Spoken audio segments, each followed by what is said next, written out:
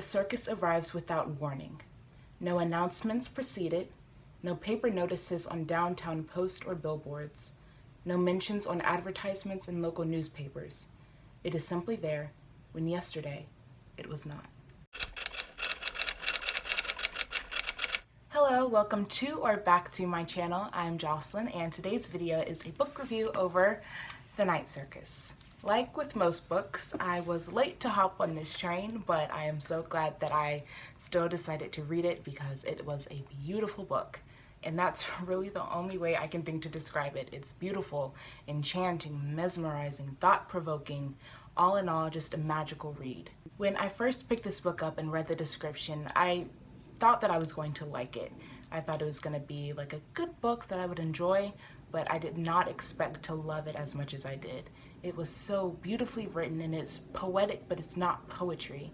The amount of imagery and symbolism in every page is a page turner, and the story and the plot was so well written and well developed out, and everything about it was just amazing and beautiful, really.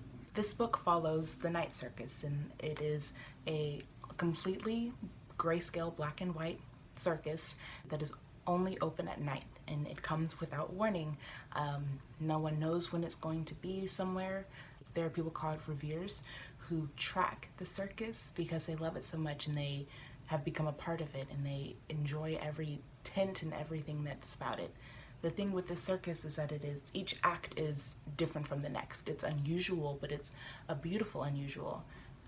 You have contortionists and illusionists and your typical circus things, but everything is so well polished that you would not think that it was a circus. You walk through the door and you're in a different world. And that's exactly what it felt like reading this book. Like I was completely put into another world. What I liked about this book was that while the romance was prominent, it was also in the background. It wasn't the main thing. Like you knew that this book, there was a big romance in the book, and romance was definitely one of the themes, who you fall in love with, you know, but it wasn't the main part of the story. There were so many other things happening in the background, so many other gears turning, that no matter who you are, you'll find something in this book to enjoy. This book, like I said earlier, it's really thought-provoking, and it really is. It makes you think about life and what do you live for versus what should you be living for. One of the main characters is Bailey. He's a young man and he doesn't really know what he wants to do with his life. He lives on a farm, his family's farm, but he knows that's not where he's meant to be. But his grandmother wants him to go to Harvard or Cambridge, but he doesn't really want to go there either. But there's a quote that is from the story that his grandmother says to him that I thought was really beautiful. Follow your dreams, Bailey.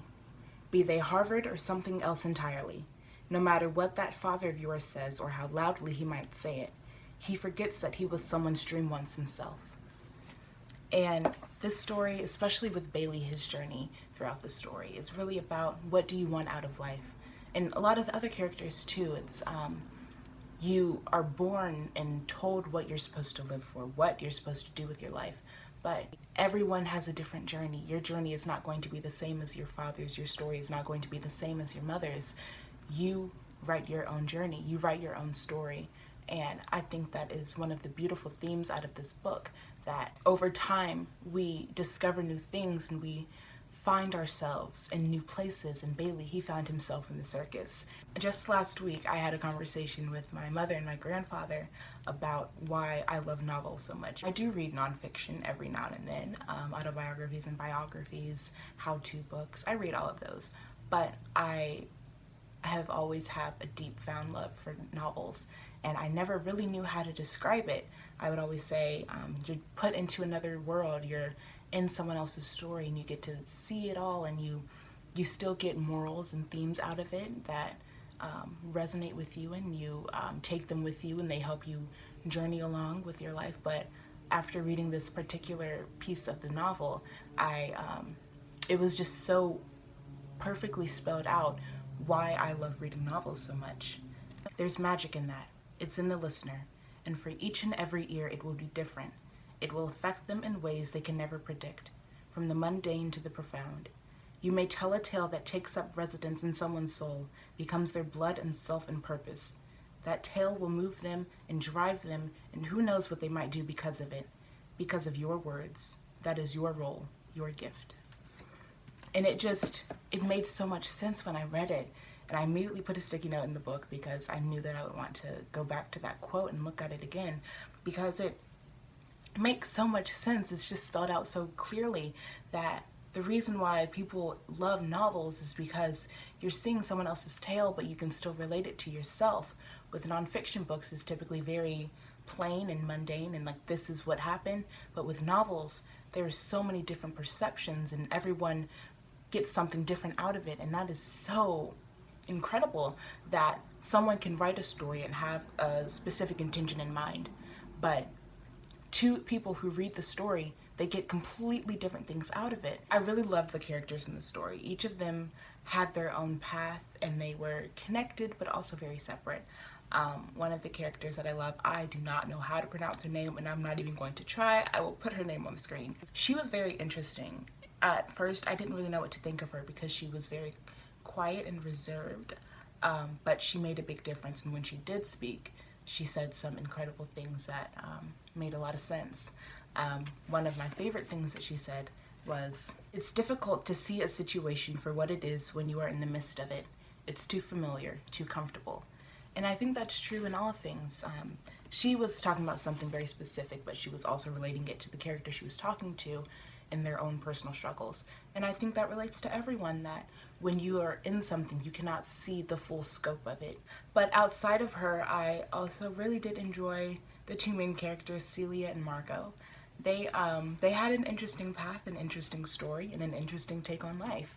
Bailey, he might be my favorite character. I think I related the most to him. He was probably my favorite character because while he didn't quite know what his purpose was, he knew that he had to get out and to explore and try new things in order to find it, and he wasn't content with the life that was laid out for him. I also really liked Poppet and Widget. They had a very interesting role in the story.